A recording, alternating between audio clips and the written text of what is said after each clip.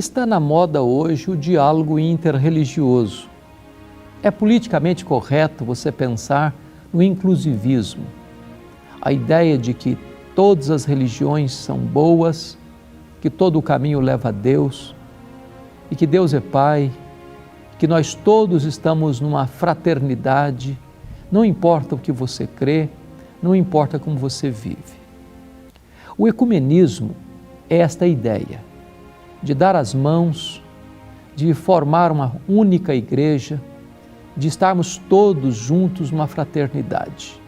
A pergunta é: o ecumenismo tem amparo nas Escrituras?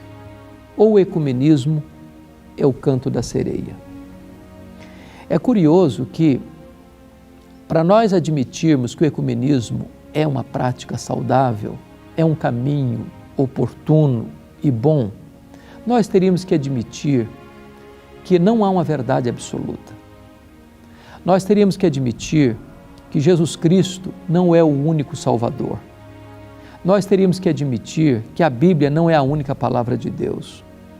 Nós teríamos que admitir que a fé não é uma confiança objetiva numa verdade objetiva. E aqui eu gostaria de afirmar algumas verdades que emanam das Escrituras. Não existe unidade fora da verdade.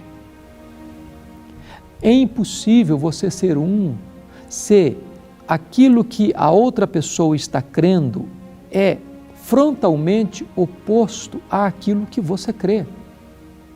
A grande bandeira da fé cristã é que nós cremos que há um só Deus, o Pai, o Filho e o Espírito Santo.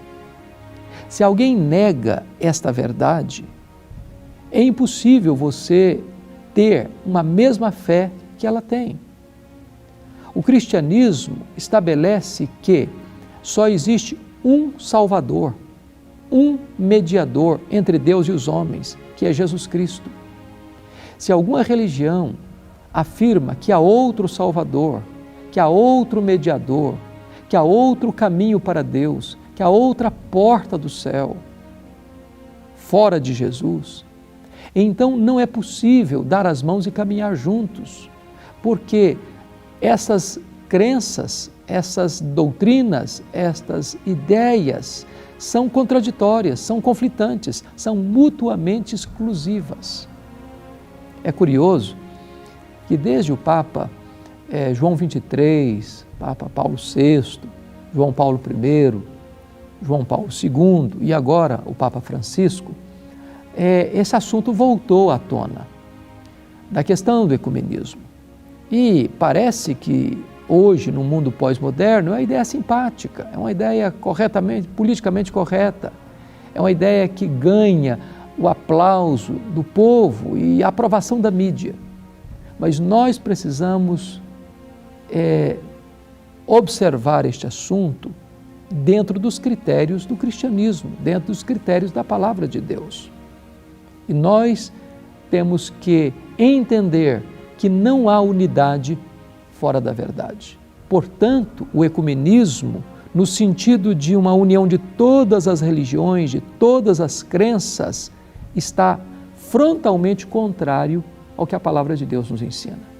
A palavra de Deus não nos autoriza a estar junto no sentido de comunhão plena com aqueles que divergem da fé comum do cristianismo. Só existe um Deus, só existe um Salvador, só existe um mediador, só existe uma verdade revelada e nós não podemos fugir deste caminho estreito que é a revelação de Deus para o nosso coração.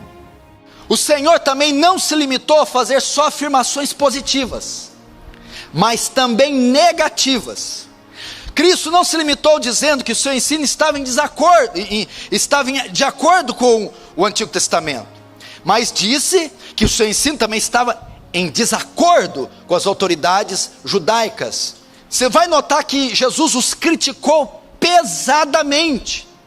Isso quer dizer o quê? Muitos dizem que nós só temos que ensinar a verdade de um ponto de vista positivo. Nós devemos deixar de lado doutrinas que nos dividem, e ensinar apenas aquelas que nos unem. Então não é correto, pastor Paulo, o senhor denunciar falsos profetas, combater doutrinas erradas. Nós devemos ensinar a verdade só de um ponto de vista positivo, e nunca negativo, nunca por confronto. Isso é exatamente o que o ecumenismo faz e o que o ecumenismo quer. Eles dizem: não devemos criticar o erro, combater o engano. Entretanto, todavia, Jesus Cristo não fez assim.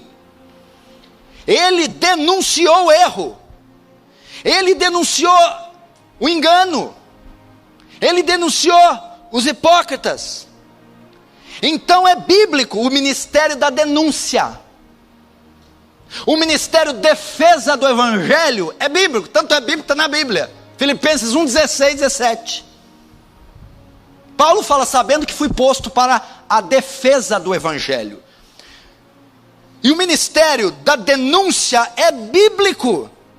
Então as seitas que se dizem cristãs, que têm pontos doutrinariamente diferentes dos nossos, mas que são centrais à fé, devem ser combatidas, devem ser denunciadas, devem ser repreendidas como enganosas, falsas, mentirosas. E Jesus fez isso. Jesus não só se limitou a fazer afirmações positivas, mas também fez afirmações negativas. Quando ele denuncia a religiosidade dos escribas e fariseus, quando ele denuncia a distorção deles da lei, ele combateu pesadamente o engano e o erro vindo da religião judaica.